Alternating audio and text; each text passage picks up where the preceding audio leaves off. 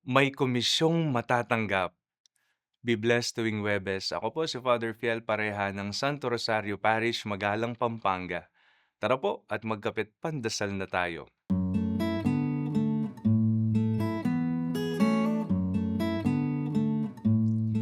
Kapag komisyon na ang pinag-uusapan, lalo na sa negosyo, lahat ay nakangiti na sapagkat kikita ka.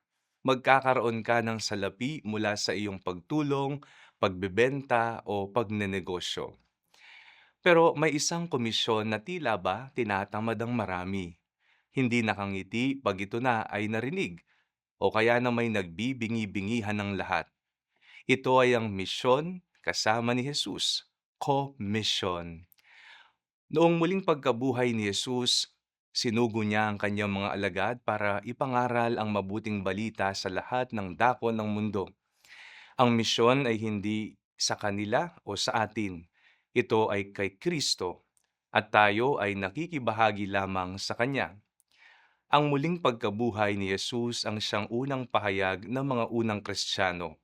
Saan man sila magtungo, daladala nila ang aral ng muling pagkabuhay ni Jesus. Isang tunay na kaganapan sa kasaysayan ng mundo.